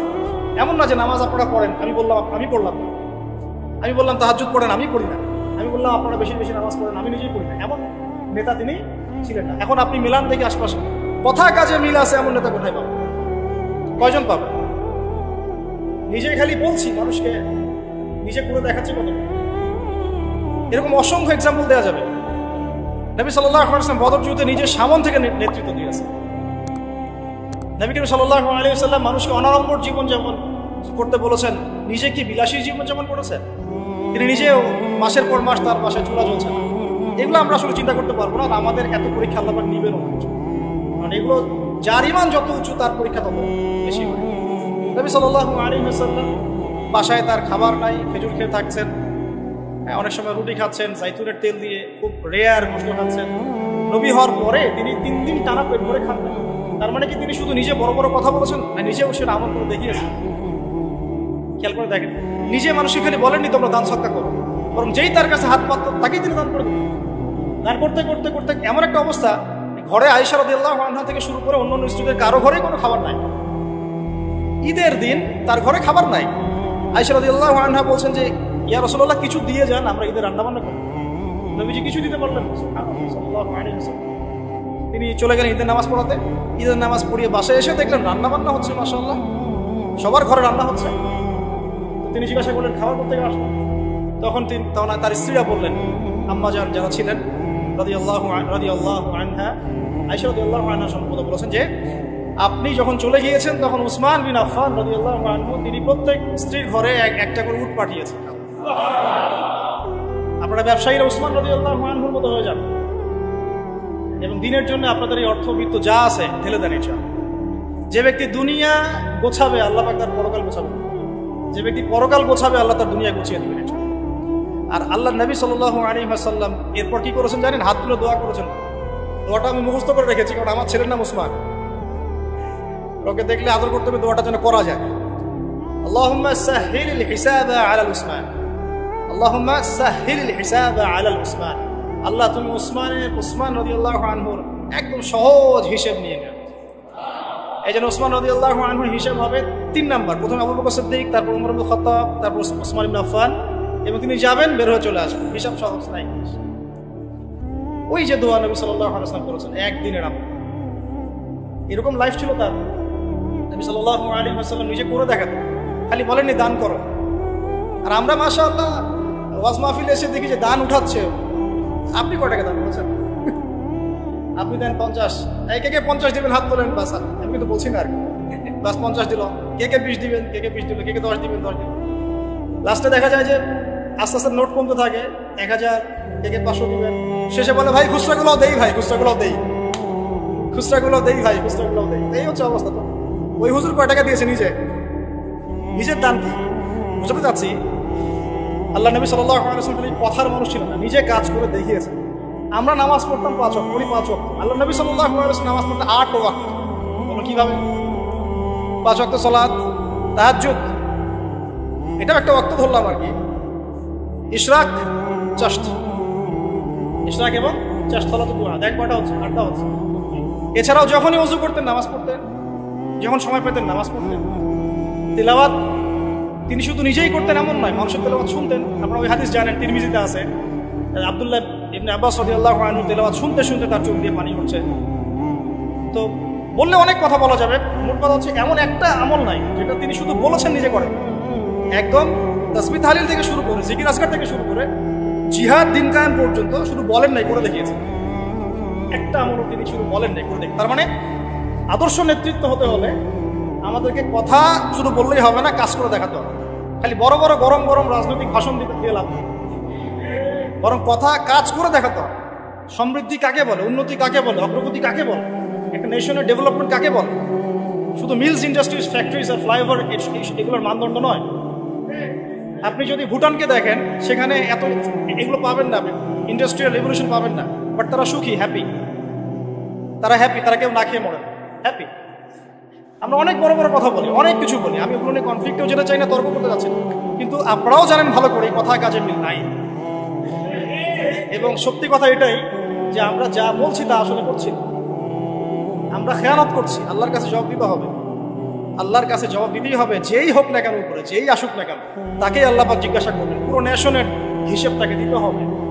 এটা খুব ডিফিকাল্ট। আবু যর রাদিয়াল্লাহু আনহুকে নবীজি বলতেন, তুমি জীবনেও নেতৃত্ব চেয়ে নিও না, তোমাকে জোর করেও যদি দেওয়া হয়, তোমাকে এটা ছুরিবিহীন জবাই করে দেওয়া হচ্ছে, তোমাকে ছুরিবিহীন জবাই করে দেওয়া হচ্ছে। আমরা কত কত সমস্যা দেখবেন। এডুকেশন নিয়ে আপনাকে আল্লাহ পাক জিজ্ঞাসা করবেন, জাতিকে কি শিখিয়েছ, হ্যাঁ, ইসলামের খেদমত নিয়ে জিজ্ঞাসা করবেন, অর্থনীতি নিয়ে জিজ্ঞাসা করবেন, তোমার জাতিকে সুদমুক্ত করতে পেরেছিলে কিনা। আপনাকে আল্লাহ পাক জিজ্ঞাসা করেন প্রশাসনিক বিষয়গুলো নিয়ে, সততার সাথে প্রশাসন চালিয়েছ কিনা, না দুর্নীতি করেছ, কখনো ঘুষ খেয়েছিল কিনা, কখনো কি কলমের খোঁচায় কোনো মাজলুমকে শাস্তি দিয়েছ কিনা, কেউ জুলুম করে নাই তাকে শাস্তি দিয়েছ কিনা। এক একটা হিসেব না দিয়ে কেউ পার পাবে না। বিশ্বাস করেন, আমি যে এই যে উসমান রাদিয়াল্লাহু আনহু হিসেবে কথাটা বললাম না, তার আগেও দুটো লাইন আছে হাদিসে। আবু বকর রাদিয়াল্লাহু আনহুকে আল্লাহ নবীজি বলবেন, তুমি সামনে যাও। কারণ আল্লাহ নবী সাল্লাল্লাহু আলাইহি ওয়াসাল্লাম সিজদায় পড়ে থাকবেন, আল্লাহ পাক তাকে যে তাসবিহ শিক্ষা দিবেন ওই সময় তিনি সেটা বলবেন। ওটা আগেও কাউকে শিক্ষা দেন নাই, পরে কাউকে শিক্ষা দেন। এরপর আল্লাহ পাক বলবেন যে তুমি মাথা ওঠাও, সাল তুতি, তুমি চাও তোমাকে দেওয়া হবে। নবীজি তখন চাইবেন ওই দোয়াটা যেটা তিনি দুনিয়াতে করেন নাই, আল্লাহ আমার উম্মত, আল্লাহ আমার উম্মত। হিসাব শুরু করো। হিসাব শুরু হওয়াটাই একটা চ্যালেঞ্জ, হিসাব শুরু না হওয়াটাই কিয়ামতের দিন আমাদের জন্য প্যানিক অবস্থা। হিসাব শুরু হওয়াটাই একটা বড় চ্যালেঞ্জ। এখানে কেউ হিসাব শুরু করাতে পারবে না। আদম আলাইহিস সালাম পারবেন না, নূহ আলাইহিস সালাম পারবেন না, ঈসা ইবনে মারইয়াম, মুসা কেউ পারবেন না। পরে আমাদের নবী সাল্লাল্লাহু আলাইহি ওয়াসাল্লাম এভাবে আল্লাহকে রিকোয়েস্ট করবেন, আল্লাহ হিসাবটা অন্তত শুরু করুন। তোমার বান্দারা কষ্টে, আজকে কষ্টে জর্জরিত। আবু বকর রাদিয়াল্লাহু আনহুকে আল্লাহ নবী বলবেন সামনে যাও। তিনি যেতে যেতে কান্নাকাটি শুরু করেন, হাউমা করে কান্নাকাটি শুরু করে দিন, ইয়া রাসূলুল্লাহ, আমি তো অনেক পরে ইসলাম কবুল করেছি, সেই কত বছর বয়সে, আমি কিভাবে আগে যাব। আল্লাহ রাব্বুল আলামিন তাকে রহমতের পর্দা দিয়ে ঢেকে দিলেন। এবং বলা হচ্ছে যে আমাদের মুমিনদের উপরে আমভাবে নূর এবং রহমত দেওয়া হয়, কিন্তু আবু বকর সিদ্দিক রাদিয়াল্লাহু আনহুকে খাসভাবে নূর আর রহমত দেওয়া হচ্ছে। কারণ আল্লাহ নবী সাল্লাল্লাহু আলাইহি ওয়াসাল্লামকে খাস সাহায্য করেছেন আবু বকর। তারপর ওমর রাদিয়াল্লাহু আনহুর পালা আসবে, ওমর ইবনে খাত্তাব একইভাবে কান্নাকাটি করবেন এবং আল্লাহ রাব্বুল আলামিন তার নেকিগুলো দেখাবেন। নবী সাল্লাল্লাহু আলাইহি ওয়াসাল্লাম বলেছেন যে কেউ যদি আসমানের সমস্ত তারাকে একত্রিত করে, ওর মিসাল আর ওমর ইবনে খাত্তাবের নেকির মিসাল হবে। এরপরে ওসমান রাদিয়াল্লাহু আনহুর কথা তো বললামই। তারপর আলী ইবনে আবি তালেব, তার ব্যাপারে এসেছে সবচেয়ে তড়িৎ হিসাব তার, সবচেয়ে ফাস্ট। আলী রাদিয়াল্লাহু আনহু একটা দোয়া করতেন, এই দোয়াটা আমরাও করি। তিনি দোয়া করতেন যে আল্লাহ, আমি চাই না যে আমাকে শিশু বয়সে, কিশোরে বা যৌবনকালে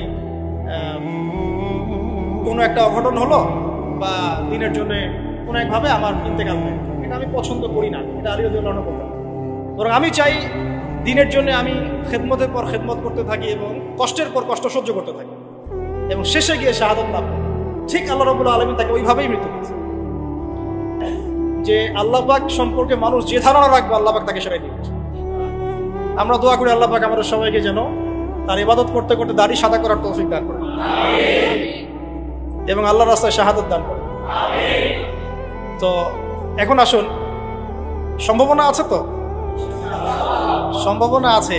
আমরা ওয়ার্ল্ড অ্যাফেয়ার্স ঘাটাঘাটি করছি, সমকালীন বিশ্ব সম্পর্কে খোঁজখবর রাখছি। পরিস্থিতি কখন কোন দিকে কিভাবে মোড় নেবে কেউ জানে না। আজকে যা হয়েছে তা কি মানুষ জানতো, ভাবতে পেরেছিল এটা হতে পারে? বাই দ্য ওয়ে, এখন আপনি অনেককেই অনলাইনে পাবেন না, যাদেরকে অনেক লাভঝাপ করতে দেখেছেন, এরা এখন সব ঘোমটা দিয়ে ঘরতে ঢুকে যাবে। নাই, কোনো কথা নাই, চুপ। বরং দেখবেন ইসরায়েলের পক্ষ নিয়ে কথা বলা শুরু করেছে, না হামাসের এটা উচিত হয় নাই, না এটা উচিত হয় নাই, এটা কেমন, আরো বেশি আগ্রাসন চালাবে। আরে ভাই, আগ্রাসন কি কম চালাচ্ছে নাকি এমনিতে? আমাদের একজন উস্তাদ এক কথা বলেন যে যদি প্রতিহত করা হয় তাহলে যে বিজয় হবে এটা নিশ্চিত না, কিন্তু প্রতিহত না করা হলে যে পরাজয় হবে এটা নিশ্চিত। তারা যদি প্রতিহত করে, এটা অপরাধ? বিগত 70 বছর থেকে যে তারা আমাদের মা বোনদেরকে মেরে ফেললো, বাচ্চাদেরকে বোম্বিং করলো, এটা কিছু না? তখন ওদেরকে পাওয়া যায় না। এখন একটু খুশি প্রকাশ করা, অভিনন্দন জানানো বা আলহামদুলিল্লাহ পড়ার মতো ইমান দেখা যায় না। তো আহলুন নিফাক ওয়াল আহলুল ঈমান পার্থক্য হয়ে যাচ্ছে। আপনারা বুঝে নেন, চিনে নেন, এটা আপনারা বুঝে নেন। আল্লাহ পাক আমাদের সবাইকে ইমানদারদের কাতারভুক্ত করুন। 3 নম্বর পয়েন্টটা খুব ইম্পর্টেন্ট এবং এটা খুব বড় আলোচনা ছিল, কিন্তু আমি সময় সংক্ষিপ্ততার কারণে শর্ট করলাম। আপনারা বুঝে নেন যে আল্লাহ নবী সাল্লাল্লাহু আলাইহি ওয়াসাল্লাম শুধুমাত্র এমন নবী ছিলেন না যিনি শুধু কথা বলে ক্ষান্ত হতেন, দাওয়াত দিয়ে ক্ষান্ত হতেন, বরং নিজে সবকিছুর উপর সর্বাগ্রে আমল করে দেন। 4, নবী সাল্লাল্লাহু আলাইহি ওয়াসাল্লাম তার অনুসারীদের কারো সাথে, ভালো করে শোনেন, আল্লাহ নবী সাল্লাল্লাহু আলাইহি ওয়াসাল্লাম তার অনুসারীদের কারো সাথে কখনো খারাপ ব্যবহার করতেন। মানে সূরা আলী ইমরানের একটা আয়াত আছে, গাড়িতে আস্তে আস্তে ভাইয়ের সাথে আয়াতটা নিয়ে কথা হচ্ছিল, আপনারা পড়ে দেখবেন। সূরা আলী ইমরানের একটা আয়াত আছে, ফাবিমা রাহমাতিন মিনাল্লাহি লিনতা লাহুম, এটা আল্লাহ পাকের রহমত যে তুমি তোমার অনুসারীদের সাহাবীদের প্রতি কোমল হয়েছো, দয়ালু। এমনিতেই তিনি রাহমাতুল লিল আলামিন, এমনিতেই তিনি সবার উপরে দয়া করেন, তার উপরে তার অনুসারী যখন মানে সাহাবায়ে কেরাম তার ফলোয়ার্স, তাদের প্রতি তিনি ছিলেন লিনতা লাহুম, খুবই নরম কোমল। তুমি যদি তাদের প্রতি কঠোর হতে, মানে তুমি যদি অনুসারীদের প্রতি খুব কঠোর হতে, রূঢ় স্বভাবের হতে, তোমার কাছ থেকে তারা সরে চলে। একটু খেয়াল করে দেখেন, আমরা যারা ধর্মতাত্ত্বিক নেতৃত্ব দিচ্ছি বা অন্য জায়গায় দিচ্ছি, আমরা একটু কঠোরতা বেশি আরোপ করি। কঠোরতা, বকাঝকা করা, গালিগালাজ করা, ইজ্জত হানি করা, যাকে তাকে ধুয়ে দেওয়া অনলাইনে একদম, হ্যাঁ, মানে যার তার বেইজ্জত করা, এটা আমরা বেশি করি। এই কারণে আপনার কাছে কেউ যাচ্ছে না, এই কারণেই আপনার কাছ পর্যন্ত কেউ যাবে না, বিকজ আপনার কাছে সে তো সেই ভালোবাসা পায় নাই। আবার আমরা এমন মানুষ পেয়েছি যারা এগুলোকে ভুলে গিয়ে সবাইকে বুকে টেনেও নিতে পারে, এমনও মানুষের উম্মতে আছে আলহামদুলিল্লাহ। কিন্তু সফল নেতৃত্বের গুণাবলী হতে হলে এখানে আমাদেরকে লিনতা লাহুম এই সবটা থাকতে হবে, যে আমরা যেন অনুসারীদের প্রতি নরম হই। কারণ আমরা তো 1400 বছর পরের জেনারেশন, মানে আমাদের মধ্যে কেউই পিউরিফাইড না। আমাদের মধ্যে না সেই নববী যুগের কোনো নেতা আছে, আর না নববী যুগের কোনো অনুসারী আছে। তাহলে আমাদের ক্ষেত্রে কত সবরের দরকার সেটা আমাদেরকে ভাবতে হবে। তিনি ছিলেন নরম, কোমল, দয়ালু, এবং তিনি কাউকে কারোর সামনে বেইজ্জত করতেন না। আমি তো একটা মিসাল দিচ্ছি আপনাকে। একজন ব্যক্তি এসে মসজিদে ঢুকলো, ঢুকে বেদুইন, সে তো জানে না, কালচার্ড না, সে আনকালচার্ড, কারণ সে তো মরুভূমির ওই দূর প্রান্ত থেকে আসছে, সেখানে সেভাবেই করে ইস্তেঞ্জা, সে মসজিদের কর্নারে ইস্তেঞ্জা করে দিয়েছে। আমাদের এখানে কেউ যদি মসজিদে ইস্তেঞ্জা করে, আপনি কি করবেন? স্বাভাবিক এই কাজই করবো আমরা। সাহাবীরা কিন্তু তেড়ে গিয়েছিলেন। তখন আল্লাহ নবী সাল্লাল্লাহু আলাইহি ওয়াসাল্লাম কি বলছেন? তিনি বলছেন, হে আমার সাহাবীরা, পানি নিয়ে এসে এখানে পানি দিয়ে দাও। এই যে সাহাবীরা, হে আমার সাহাবীরা, পানি এনে পানি দিয়ে দাও, এই সাহাবীদের মধ্যে কিন্তু আবু বকর, ওমর, ওসমান, আলী তারাও ছিলেন রাদিয়াল্লাহু আনহুম আজমাইন। একজন সাহাবীর এক পাল্লায় রাখা হলে আর এখনকার বিশ্বের সমস্ত মানুষকে আরেক পাল্লায় রাখা হলে আমরা কিন্তু মিলাতে পারবো না। সেই সাহাবী থেকে নবীজি বললেন, পানি এনে পানি দিয়ে দাও। এটাকে বলে টিচার, আদর্শ টিচার। আদর্শ টিচার কেমন হয়? এরপরে সেই বেদুইন হাত তুলে দোয়া করছে, আল্লাহ তুমি আমাকে মাফ করো আর মুহাম্মদকে মাফ করে দাও, ব্যাস। আল্লাহ তুমি আমাকে মাফ করো, মুহাম্মদকে মাফ করো, আর কাউকে না। তখন নবী সাল্লাল্লাহু আলাইহি ওয়াসাল্লাম গিয়ে বললেন, তুমি দোয়া কেন সংক্ষিপ্ত করে লাগে, দোয়াকে প্রশস্ত করো। তারপর তিনি দোয়া করলেন, আল্লাহ আমাদের সবাইকে মাফ। মানে তার খারাপ লেগেছে, আমাকে এভাবে তেড়ে আসলো কেন। আর একদিন তিনি নামাজ পড়ছেন, পিছনে একজন সাহাবী নবী সাল্লাল্লাহু আলাইহি ওয়াসাল্লাম তিলাওয়াত করছেন, উনিও জোরে জোরে তিলাওয়াত করছেন। মানে আমরা পড়ি না আলহামদুলিল্লাহি রাব্বিল আলামিন, উনিও জোরে জোরে পড়া শুরু করেছেন। তো অনেকেই এটা দেখে খুব মানে বিব্রত, নামাজ শেষে তাকে ধরা হলে করতেছিল। তাহলে নবী সাল্লাল্লাহু আলাইহি ওয়াসাল্লাম গিয়ে শান্তভাবে বোঝালেন, দেখো নামাজটা হচ্ছে তাসবিহ, তাহলিল, তিলাওয়াত, রুকু, সিজদার সমন্বয়, এখানে আমরা জোরে জোরে কথা বলি না বা জোরে জোরে। তখন তিনি বলেন, আমি আমার জীবনে এইরকম কোনো শিক্ষক দেখিনি। নরম, কোমল। একজন ব্যক্তি আসছে, তাকে ঝাড়ফুঁক করবে, বললে অনেক সময় যাবে, কিতাবটা পড়ে না। ঝাড়ফুঁক করবে মানে মানুষ বুঝিয়েছে যে নবী সাল্লাল্লাহু আলাইহি ওয়াসাল্লামকে জিন ধরেছে। নাউযুবিল্লাহ। তারা মনে করে আল্লাহ নবীর কাছে ওহী আসে না, তাকে জিন আসল করে। নাউযুবিল্লাহ। তো সে এসছে ঝাড়ফুঁক করবে, তখন সামনে বসতে বলেছেন, জিমাত আল আজদি তার নাম, অনেক দূর থেকে আসছেন তিনি। তখন নবী সাল্লাল্লাহু আলাইহি ওয়াসাল্লাম বলছেন, আচ্ছা বসুন, ঝাড়ফুঁক করতে আসছেন? হ্যাঁ। তো কথা শুরু করার আগে তিনি বলছেন, ইন্নাল হামদালিল্লাহ নাহমাদুহু ওয়া নাস্তাঈনুহু মান ইয়াহদিহিল্লাহু ফালা মুদিল্লা লাহু ওয়া মান ইউদ্লিল ফালা হাদিয়া লাহু ওয়া আশহাদু আল্লা ইলাহা ইল্লাল্লাহ ওয়া আশহাদু আন্না মুহাম্মাদান আবদুহু ওয়া রাসূলুহু। এটা বললেন জিমাত আল আজদি। তিনি বলছেন, কি বললেন আরেকবার বলেন দেখি। ফির আরো একবার বললেন, কি বললেন আরেকবার বলেন দেখি। আরো একবার বললেন। তখন জিমাত আল আজদি বলছেন যে, আল্লাহর কসম, আমি তো এসেছিলাম আপনাকে ঝাড়ফুঁক করার জন্য, কসম আল্লাহর, আপনি যে কথাগুলো বললেন মনে হচ্ছে এগুলো সাগরের গভীর থেকে উঠে আসছে। কারণ আমি জীবনে অনেক মানুষকে ঝাড়ফুঁক করেছি, অনেক পাগল সারিয়েছি, এরকম কালাম জীবনে আমি শুনি। মানুষ এভাবে ইসলাম পেয়েছে তার কাছ থেকে, এভাবে। সুবহানাল্লাহ। মানে এগুলো বলে আসলে ব্যাখ্যা আমি করতে পারছি না। খালিদ বিন ওয়ালিদ রাদিয়াল্লাহু আনহু নাম শুনেছেন? ইসলামের এগেইনস্টে তিনি যুদ্ধ করেছেন, উহুদের যুদ্ধ, ইসলামের এগেইনস্ট।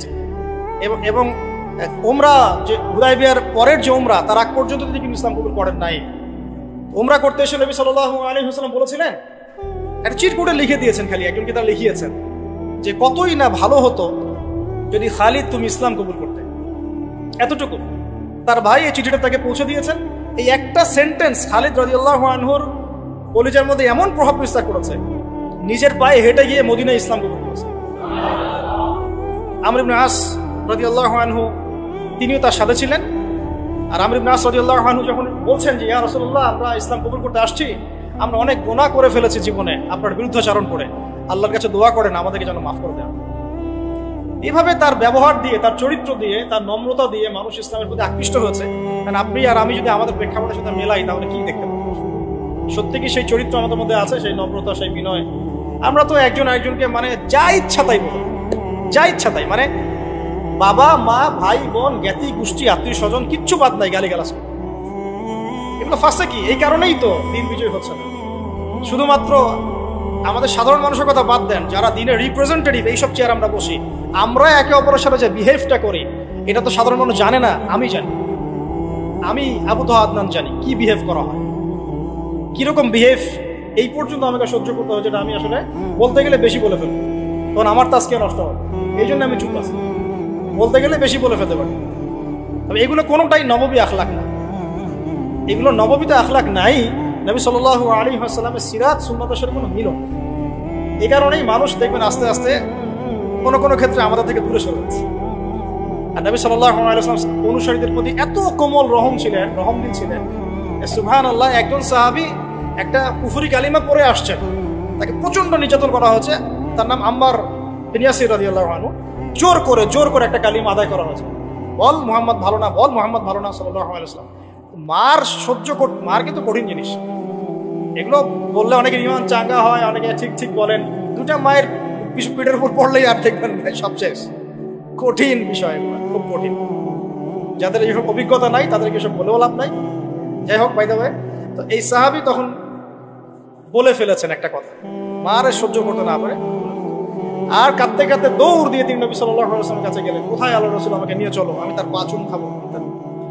সূরা নাহলে এই আয়াতটা আসছে সম্ভবত, না আসলে।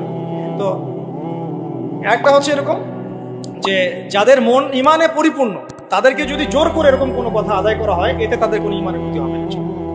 আম্মার বিন ইয়াসির রাদিয়াল্লাহু আনহু সম্পর্কে এরকম একটা আয়াত নাযিল হয়েছে। তো আমি বলতে চাচ্ছিলাম যে এত মহব্বতের মানুষ ছিলেন তিনি, তার কাছে যে কোনো দুঃখ কষ্ট শেয়ার করা যায়, নিজের সমস্যা, নিজের দুঃখ, নিজের কষ্ট, নিজের অসহায়ত্ব তার কাছে শেয়ার করার জন্য তিনি মনে হতো তিনি আপন কেউ, আমাদের সবচেয়ে আপন মানুষ, সবচেয়ে প্রিয় কেউ, সবচেয়ে মহব্বতের, যার কাছে মন খুলে কথা বলা যায়, যার উপর ভরসা করা যায়, যার কাছে দোয়া নিলে সমস্যা কেটে যায়। আর তিনি এমন একজন মানুষ ছিলেন যার কাছে গেলে সমস্ত প্রেশার, পেইন রিলিফ হয়ে যেত। অনেক সাহাবী, আমাদের টাইম লিমিটেশন দেওয়া হয়েছে, অনেক সাহাবী শুধু বাসায় যেতেন আবার ফিরে আসতেন তাকে একবার দেখার জন্য। বাসায় যেতেন আবার ফিরে আসতেন, উঁকি মেরে দেখতে আসতেন কেমন দেখে আসতেন। আপনি এখনো রওজায় যান মদিনায়, দেখবেন আপনার বারবার জিয়ারত করতে ইচ্ছা করবে, আরেকবার দেখে আসে, আরেকবার সালাম দিয়ে আসে। তাহলে জীবিত থাকতে তিনি কেমন ছিলেন এটা তার বলার অপেক্ষা রাখে। এখনো মনে হয় যে আমরা তাকে পেলে তার পা ধরে চুমু খাইতাম, হাত ধরে চুমু খাইতাম, কপালে চুমু খাইতাম, জড়ায় ধরতাম, ইয়া রাসূলুল্লাহ উম্মার আজকে এই অবস্থা, ইয়া রাসূলুল্লাহ আমাদের আজকে এই অবস্থা। আমরা তো এরকম করতাম, পাগল হয়ে যেতাম। তখন এখন চিন্তা করেন, আমরা যারা দিন নিয়ে এভাবে চলছি, চলাফেরা করছি, আমরা অন্যায় করছি, জুলুম করছি, দুর্নীতি করছি, দিনের ইলম শিখছি না, উম্মার বিভক্তি বাড়াচ্ছি, আমরা কোন মুখ নিয়ে তার সামনে দাঁড়াবো? আমরা কি সত্যি আমাদের মতো অনেস্টি নিয়ে তার সামনে দাঁড়াতে পারবো? আল্লাহ নবী যদি বলেন যে কোরআন শিখে আসছি নাকি, আমার সুন্নতে আমল করছো কি, হালাল কি খাইছিলা, কোরআনটা যে রেখে আসছিলাম পড়েছিলা কি, মানুষকে দিনের দাওয়াত দিয়েছিলা কি, ইত্যাদি ইত্যাদি, আমরা কোন প্রশ্নের উত্তর দিতে পারবো? তোমাকে আল্লাহ আমার উম্মতের শাসক করেছিল, তুমি কি আমার উম্মতকে সৎ পথে চালিয়েছিলে? তুমি কি উমরের উত্তরসূরি হতে পেরেছিলে, নাকি দাজ্জালের উত্তরসূরি হয়েছে? আমরা কি অ্যান্সার দেব? জাস্ট আপনাদেরকে ভাবার নসিহত করছি, জাস্ট ভাববেন, ভাবলে অনেক উত্তর পেয়ে যাবেন এবং তখন দেখবেন নিজের মধ্যে পরিবর্তন আসবে। খালি ভাবতে হবে, আমাদের ক্রিটিক্যাল থিঙ্কার্স দরকার, যারা বিচক্ষণ চিন্তাবিদ, এরকম মানুষ দরকার। 4টা বলেছি না 5টা? 4টা। আচ্ছা 5টা দিয়ে শেষ করি না? আচ্ছা লাস্ট 5টা হচ্ছে, দেখুন একটু রিমাইন্ডার দেই। নবী হওয়ার আগের নববী আখলাক আমরা সবাই লালন করবো ইনশাআল্লাহ। 2 নম্বর, ইলমের চর্চা, ধারক বাহক হওয়া, মানুষকে দ্বীনের ইলম শেখানো এবং সেই ইলম অনুযায়ী নিজে আমল করা, আমল করে দেখানো, নিজেকে দৃষ্টান্ত স্থাপন করা, ঠিক আছে? আর তারপর 4 নম্বর বলেছি, তিনি সব অনুসারীদের প্রতি খুব কোমল, নরম এবং রউফ ছিলেন। এত কোমল, নরম, রউফ যে কিয়ামতের মাঠে তিনি তার দোয়াটাকে স্থগিত রেখেছেন আমাদের সুপারিশের জন্য করবেন। আর ইনশাআল্লাহ তার সুপারিশ পাওয়ার পরে কবিরা গুনাহগার এই উম্মতের মানুষরাও জান্নাতে চলে যাবে ইনশাআল্লাহ। কবিরা গুনাহ করলেও এই উম্মতের মানুষরা জান্নাতে যেতে পারবে ইনশাআল্লাহ, যদি তাদের কালিমা তাওহীদটা ঠিক থাকে, ঠিক আছে? 5 নম্বরটা দেই, শেষ করে দেই, সেটা হলো তিনি অনুসারীদেরকে ঐক্যবদ্ধ রাখতে বদ্ধপরিকর থাকতেন। অনুসারীদের মাঝে কোনো রকম বিশৃঙ্খলা, বিভক্তি যেন সৃষ্টি না হয়, এরকম সফল নেতা ছিলেন মুহাম্মদ সাল্লাল্লাহু আলাইহি ওয়াসাল্লাম। কারণ আপনি যখনই বিভক্তির দিকে চলে যাবেন, কোনোভাবেই আর এই জাতিটাকে নিয়ে আপনি বিজয় অর্জন করতে পারবেন। খেয়াল করে দেখেন না, এখানে না নবী সাল্লাল্লাহু আলাইহি ওয়াসাল্লামের সময় কোন আনসার মুহাজির বিভক্তি ছিল, দলাদলি ছিল? একদিন খালি একটু কনফ্লিক্ট হয়ে গেছে মদিনায়, তাই না? আওস এবং খাজরাজ এবং মুহাজিরদের মধ্যে, আমরা আগে পানি নিব না, আমরা আগে নিব, আমরা মুহাজির, আমরা হিজরত করে আসছি, আমরা আনসার, আমরা তোমাদেরকে জায়গা দিয়েছি, একটু কনফ্লিক্ট হয়ে গেল। নবী সাল্লাল্লাহু আলাইহি ওয়াসাল্লাম চেহারা লাল হয়ে গেছে, তার রাগ হলে তার চেহারা লাল হয়েছে, গিয়ে বলেন, আমি বেঁচে আছি, বেঁচে থাকা অবস্থায় তোমরা এই কাজ করছো? আর আমরা এখন নিজেরাই এই উম্মাটাকে 1000টা দলে ভাগ করব। আর এই বিভক্তির কারণে আপনি বাংলার মাটিতে দিন কায়েম করতে পারবেন না। আপনি 100 বছর চেষ্টা করেন, পারবেন না ইনশাআল্লাহ। বলেন আবার ইনশাআল্লাহ বললেন কেন? কারণ আমি জানি তো পারবেন না, আমি কনফিডেন্ট আমার কথা। একটা বিভক্ত উম্মা দিয়ে কখনো আপনি ইসলামী হুকুমত, খেলাফত কিছু কায়েম, যতক্ষণ না আপনি ইউনাইটেড হচ্ছেন। এবং ইউনাইটেড সবাইকে হতে হবে, নট নেসেসারি। যারা হকপন্থী তাদেরকে হতে হবে, যারা বাতিলপন্থী, পাক্কা মুশরিক, পাক্কা বেদাতি, বাদ দেন ওদের কথা। যারা হকপন্থী অ্যাটলিস্ট তারা তো এক জায়গায় বসবে, একটা টেবিলে বসবে। এই টেবিলে বসাতেই পারবেন না আপনি। এই টেবিলে বসাতে গেলে দেখবেন কত প্রতিবন্ধকতা। অমুক মাহফিলে থাকলে আমি ওয়াজ করবো না, তমুক বই লিখলে আমি লিখবো না, অমুকের বই ছাপাইছো কেন, আমারটা ছাপানো যাবে না। সুবহানাল্লাহ, মনটা যে কত সংকীর্ণ আমাদের এখন পর্যন্ত। আল্লাহ পাক আমাদেরকে এটা বোঝার তৌফিক। আল্লাহ নবী সাল্লাল্লাহু আলাইহি ওয়াসাল্লাম অনুসারীদের মধ্যে খুব ইউনিটি বজায় রাখতেন, কোনোভাবেই যেন তাদের মধ্যে কোনো রকম বিশৃঙ্খলা না সৃষ্টি হয়। আর এটা বজায় রাখার স্বার্থে তিনি অনেক সময় কেউ অপরাধ করলেও এটাকে পাশ কাটিয়ে এড়িয়ে যেতেন, কারণ নাম ধরে সরাসরি তাকে আঘাত করতেন না, বরং মিম্বরে উঠে বলতেন, কিছু কিছু মানুষ এই কাজ করছে, এই কাজগুলো করা ঠিক নয়, কাউকে আঘাত করতেন না সরাসরি। একজন সাহাবীর নাম জানেন, হাতেম ইবনে আবি বালতা, নাম শুনেছেন? সাহাবী বদর যুদ্ধ করেছেন রাদিয়াল্লাহু আনহু। নবী সাল্লাল্লাহু আলাইহি ওয়াসাল্লাম মক্কা অভিযান পরিচালনা করবেন, এটা গোপন একটা চিঠিতে লেখা আছে, কিন্তু কেউ জানে না। আর আল্লাহ নবী ডিপ্লোমেসি নিয়ে আমি কাকে কথা বলবো, তিনি অনেক বিচক্ষণ একজন মানুষ ছিলেন, অনেক ডিপ্লোম্যাটিক ছিলেন। তিনি কাউকে জানতে দেন নাই, বুঝতে দেন নাই যে মক্কা আমরা আক্রমণ করতে যাচ্ছি, ঠিক আছে? তো একটা চিঠির মধ্যে হাতেম ইবনে আবি বালতা তিনি লিখে দিয়েছেন, মক্কায় তার পরিবার আছে, যে এরকম আক্রমণ হতে পারে, তোমরা একটু সাবধানে, বুঝেন না কথা।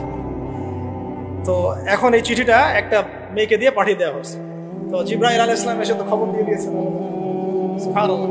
এবার আল্লাহ নবী সাল্লাল্লাহু আলাইহি ওয়াসাল্লাম আলী রাদিয়াল্লাহু আনহুকে বলতে, যাও ওই যে ওইখানে একটা মহিলা পাবা, ওকে ধরবা, যদি ও না দেয়, স্বেচ্ছায় না দেয়, ওর কাপড় খুলে হলো ওকে ওটা বের করবে। প্রয়োজনে এরকম ইনিশিয়েটিভ নেওয়া জায়েজ আছে শরীয়তে। আলী ইবনে আবি তালেব গিয়ে বলছেন যে দাও চিঠি দাও, হাতেম ইবনে আবি বালতা চিঠি দাও। সে বলছে নাই, আমার কাছে চিঠি নাই। চিঠি না দিলে কিন্তু এখানে তোমাকে নগ্ন করে একদম বের করবো সবকিছু। তো ভয়ে সে চিঠি দিয়ে দিয়েছে। তো এখন এই যে আপনার একটা অপরাধ কিনা, এটা রাষ্ট্রীয় অপরাধ কিনা, এটা আপনি রাষ্ট্রীয় সেন্সে চিন্তা করেন একটা অপরাধ।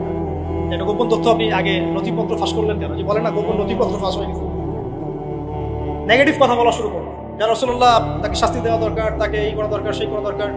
এর মধ্যে উমর রাদিয়াল্লাহু আনহু ছিলেন, উনি তো অগ্রগামী এগুলো। নবীজি বললেন না, সে আমাদের একজন এবং সে একজন বদরি সাহাবী। আর তুমি কি জানো না, যারা বদরের যুদ্ধ করেছে তাদের সব আগের চেয়ে গুনাহ মাফ হয়ে গেছে। তো আল্লাহর নবী কিন্তু তাকে ধমক দিতে পারতেন। আমরা হলে কি করতাম? এত বড় একটা অভিযান চালাবো, তুমি এই কথা আগে বলে দিলে, কিচ্ছু বললেন। বরং সমস্যাটাকে সলভ করলেন। আর হাতে জিবরিল আমিন বলতে নিজেই বুঝতে পারলেন, ইস্তেগফার করতে লাগলেন। বরং তিনি কি করেছেন, তিনি সারা জীবন দোয়া করেছেন, আল্লাহ আমি যে সেদিন একটা অপরাধ করে ফেলেছিলাম, আল্লাহ আমাকে শাহাদাতের মৃত্যু দিও যাতে করে আমার এই ঋণটা শোধ হয়ে যায়। আল্লাহ পাক তাকে সেই মৃত্যুই দিয়েছেন।